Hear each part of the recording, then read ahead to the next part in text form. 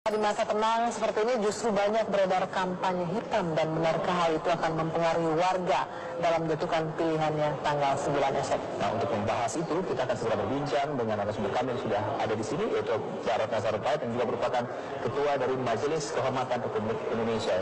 Majelis Kedaulatan, mohon maaf, Majelis Kedaulatan Republik Indonesia, MKRI.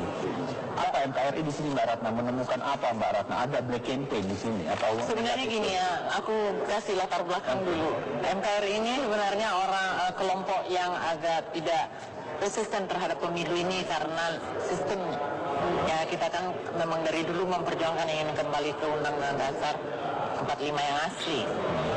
Tetapi kita tetap juga warga Indonesia kan, ketika pemilu ini sudah inilah yang terjadi, ada memang sangat liberal gitu ya, dan sangat punya potensi untuk transaksional dan crime dan jadi manipulatif, dan seolah-olah kan menang kekuasaan adalah ujung dari seluruh proses gitu kan. Jadi yang hilang di situ adalah demokrasi itu sendiri. Ini kan selalu dikatakan pesta demokrasi. Sebenarnya kita tuh udah gelisah, udah berapa kali pertemuan kita membicarakan kayak apa ini proses akan, jangan sampai nanti sampai selesai pilpres jadi hasilnya tidak jadi apa-apa gitu, atau bahkan menakutkan. Nah, sampai Selasa pagi saya menerima BBM yang kamera mungkin bisa gitu ya. BBM yang sebenarnya ini kayak ajakan dari kelompok di sini sih, kalau tertulis kelompok Jokowi ya. Walaupun sangat terbuka, ini bisa juga kelompok lain melakukan gitu ya. Tetapi yang menakutkan di sini adalah apa di situ? Intinya kalah atau perang, ajak turun ke jalan. Apa ya, Menang atau perang ini? menang atau perang gitu. Jadi kalau nggak menang berarti perang gitu. Lalu ya di sini ada instruksi Mau dilihatkan nggak, Mbak Ratna, ke kamera? Mungkin kamera bisa menangkap gambar ini. Ini adalah pesan singkat yang diterima oleh Mbak Ratna Sarumpait kemarin pagi ya, Mbak ya? Dari handphone Anda dini hari, kemudian Anda capture dan Anda print di kertas. Isinya ada instruksi penting, menang atau perang gitu. Tapi pertanyaannya begini, Anda tahu siapa yang mengirimkan ini kan? Kalau BBM kan jelas.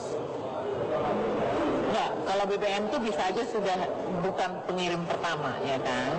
Pesan berantai ini ya, Pesan berantai gitu. Ya, kalau yang mengirim ke saya juga sebenarnya dia, saya tahu dari dua gitu tuh dari Jokowi ya.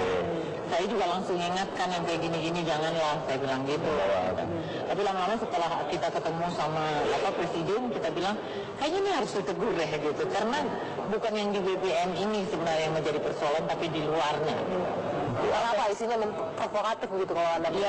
Ya provokatif, mengajak ya, saya pikir ini tanpa disadari mengintimidasi seluruh masyarakat, ditujukan pada kelompoknya. Tetapi kalau ini beredar, ini kan kalau di BBM itu kan nggak mungkin bisa kamu saring hanya masuk ke kelompok tertentu. Buktinya dia masuk ke saya.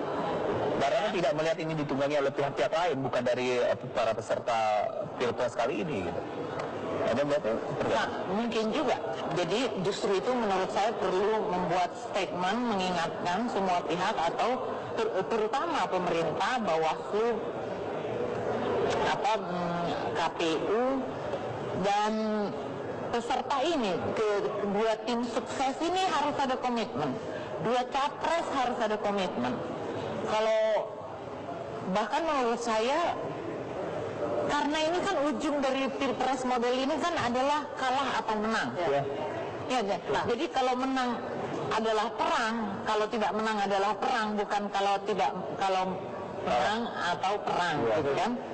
Itu kan sudah ancaman, artinya tidak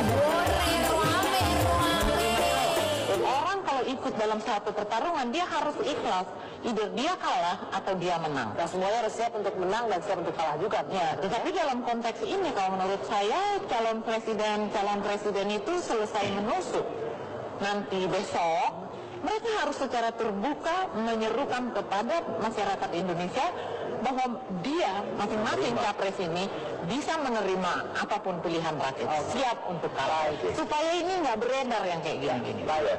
Itu yang paling penting ya, Mbak ya. Apapun hasilnya, siap menerima dan siap menang, siap kalah. Siap mendukung ya, Indonesia karena yang baik. kalau orang nggak siap kalah nggak bakal mungkin juga siap menang. Oke, baik. Mbak Ratna Sarumpait, terima kasih soal waktunya di Kabar Petang. Mudah-mudahan apa yang kita harapkan bersama pemilu berjalan dengan lancar, damai, dan siapapun pemenangnya untuk Indonesia yang baik.